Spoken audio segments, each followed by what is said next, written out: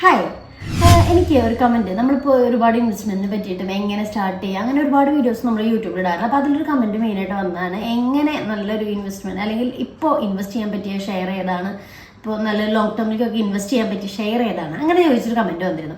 അപ്പോൾ നമ്മൾ ഇപ്പോൾ ഒരുപാട് റെക്കമെൻഡേഷൻസ് നിങ്ങൾക്ക് ഇപ്പോൾ യൂട്യൂബിൽ നിന്നായാലും അല്ലെങ്കിൽ ഇൻസ്റ്റയിൽ നിന്നായാലും ഒക്കെ നിങ്ങൾക്ക് കിട്ടും.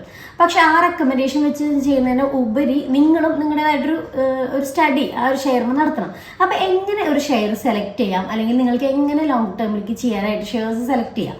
അപ്പോൾ അതിൽ ഫസ്റ്റ് നിങ്ങൾക്കറിയാം, ഡിമാറ്റ് അക്കൗണ്ട് വേണം, നമുക്ക് പാൻ കാർഡ് വെച്ചിട്ട് ഡിമാറ്റ് അക്കൗണ്ട് എടുക്കണം, അതിനുശേഷം നമുക്ക് സ്റ്റാർട്ട് ചെയ്യാൻ പറ്റില്ല, ഇതൊക്കെ നിങ്ങൾക്ക് അറിയാവുന്നതാണ്. അപ്പോൾ ഇതുള്ളവരായിരിക്കണം ഇത് ചെയ്യേണ്ടത്. അതുപോലെ തന്നെ നിങ്ങൾ ഷെയർസ് സെലക്ട് ചെയ്യുമ്പോൾ പല സെക്ടറിൽ നിന്നുള്ള, അതായത് ഇപ്പോൾ IT സെക്ടർ ഉണ്ടാവും, അതേപോലെ തന്നെ FMCG ഗുഡ്സിൻ്റെ സെക്ടർ ഉണ്ടാവാം, അങ്ങനെ ഒരുപാട് ഇപ്പോൾ ബാങ്കിങ് സെക്ടേഴ്സ്, അങ്ങനെയുള്ള സെക്ടേഴ്സ് ഒരു സെക്ടറിൽ നിന്ന് ഒരു ഷെയർ എടുക്കുക, അങ്ങനെയാണ് നമ്മൾ സെലക്ട് ചെയ്യുന്നത്. അതുപോലെ തന്നെ ശ്രദ്ധിക്കേണ്ട കാര്യം, അവരുടെ ഫണ്ടമെന്റൽസും ഫിനാൻഷ്യൽസും നോക്കണം. അപ്പോൾ ഫണ്ടമെന്റൽസ് എന്ന് ഉദ്ദേശിക്കുന്നത് അവരുടെ ഒരുപാട് റേഷ്യോസ് നിങ്ങൾ കേട്ടിട്ടുണ്ട്, PE റേഷ്യോ, അതുപോലെ തന്നെ earning per share ratio, return on investment, അപ്പോൾ പിന്നെ ഡിവിഡൻഡ്, ഇങ്ങനെ ഒരുപാട് ഷെയർസുമായി ബന്ധപ്പെട്ട് അതിൻ്റെ വാല്യുവേഷൻ കാണിക്കുന്ന ഒരുപാട് റേഷ്യോസ് ഉണ്ട്.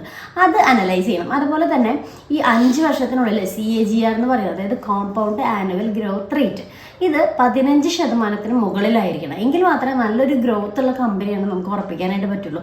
അതുപോലെ തന്നെ കമ്പനിയുടെ വരുമാനം അല്ലെങ്കിൽ ആ ഒരു പ്രോഫിറ്റ് ഓരോ ഇയറിലും കൂടി വന്നുകൊണ്ടിരിക്കണം. ഹൈ ഓൺ ബേസിക്, നമ്മൾ പ്രീവിയസ് ഇയർ നോക്കുമ്പോൾ അത് കൂടിക്കൊണ്ടിരിക്കണം. അതാണ് മെയിനായിട്ട് ഫണ്ടമെന്റൽസ് ഉദ്ദേശിക്കുന്നത്. അതുപോലെ തന്നെ സ്റ്റെബിലിറ്റി, കമ്പനി ആ ഒരു ബിസിനസ്സിൽ തന്നെ കണ്ടിന്യൂസ് ആയിട്ട് പോകുന്നുണ്ട്. അതുപോലെ തന്നെ പോപ്പുലാരിറ്റി, ഇന്നോവേറ്റീവ് ആയിട്ടുള്ള ഐഡിയാസ് അല്ലെങ്കിൽ യൂണിക്നെസ് ഒക്കെ കമ്പനിക്ക് ഉണ്ടായിരിക്കണം. പിന്നെ വരുന്നതാണ് ഫിനാൻഷ്യൽസ്, അതായത് കമ്പനിയുടെ ഫിനാൻഷ്യൽസ് എങ്ങനെയാണ് പോകുന്നത്, അതായത് ഇപ്പോൾ ഇത്രയും നാളുകളിൽ കമ്പനിയുടെ കടം അതെങ്ങനെ തീർത്തുകൊണ്ടിരിക്കുന്നു, അതേപോലെ തന്നെ എങ്ങനെയാണ് ഇൻവെസ്റ്റ്മെന്റ്, അങ്ങനത്തെ കാര്യങ്ങളെല്ലാം നമുക്ക് ഫിനാൻഷ്യൽസിൽ നിന്ന് അറിയാനായിട്ട് പറ്റും. അപ്പോൾ ഈ കാര്യങ്ങളൊക്കെ അനലൈസ് ചെയ്തിട്ട് നിങ്ങൾക്ക് ബെറ്റർ ആയിട്ട് നിങ്ങളുടെ സ്റ്റോക്കിനെ നിങ്ങൾക്ക് തന്നെ അനലൈസ് ചെയ്യാം. അതിനുവേണ്ടി ഒരുപാട് ടൂൾസും നിങ്ങൾക്ക് ഇപ്പോൾ കിട്ടും. ഇപ്പോൾ ട്രേഡിംഗ് എന്ന് പറയുന്ന ആ ഒരു വെബ്സൈറ്റ് അല്ലെങ്കിൽ ആപ്പ് ത്രൂ നിങ്ങൾക്ക് ഒരുപാട് അനലൈസ് ചെയ്യാം, ഫണ്ടുകൾ സ്റ്റോക്കുകൾ അനലൈസ് ചെയ്യാനായിട്ട് പറ്റും.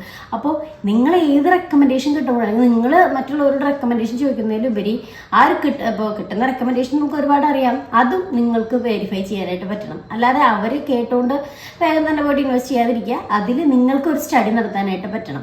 അപ്പോൾ ഈ കാര്യങ്ങളൊക്കെ ശ്രദ്ധിച്ച് നിങ്ങൾക്ക് നല്ലൊരു സ്റ്റഡി നടത്തി നിങ്ങൾക്ക് തന്നെ എമൗണ്ട് ഇൻവെസ്റ്റ് ചെയ്യാനായിട്ട് പറ്റും.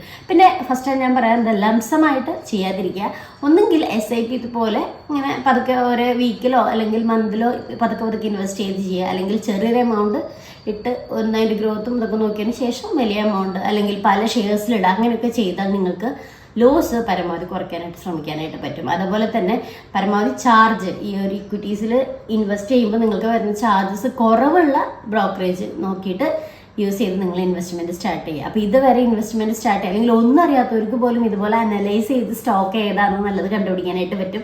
അപ്പോൾ ഇനി നിങ്ങൾക്ക് ഓൾറെഡി ഈ ഒരു റെക്കമെൻഡേഷൻ വേണമെന്ന് ഓൾറെഡി നമ്മൾ പേജിൽ ചെയ്യാറുണ്ട്, ഏതൊക്കെ സ്റ്റോക്കിൽ നിങ്ങൾക്ക് ഈ ഒരു ടൈമിൽ ഇൻവെസ്റ്റ് ചെയ്യാന്നുള്ളതൊക്കെ. അപ്പോൾ പേജ് വാച്ച് ചെയ്യുക, ഒപ്പം തന്നെ നിങ്ങളുടേതായിട്ടുള്ള ഒരു സ്റ്റഡിയും കൂടി നടത്തിയിട്ട് വേണം ഇൻവെസ്റ്റ്മെന്റ് ചെയ്യാനായിട്ട്. അപ്പോൾ താങ്ക് യു. ഇതുപോലെ ഇൻഫർമേഷന് വേണ്ടിയിട്ട് പേജ് സബ്സ്ക്രൈബ് ചെയ്യുക. അപ്പോൾ കമൻറ്റ് ചെയ്യുക, എന്തെങ്കിലും ഇതുപോലത്തെ കമൻറ്റ്, നല്ല കമൻറ്റ് വരുമ്പോൾ നമ്മൾ ഇതുപോലെ നല്ലൊരു വീഡിയോ അതിനെ പറ്റി ഇടുന്നതായിരിക്കും. അപ്പോൾ thank you for watching. By.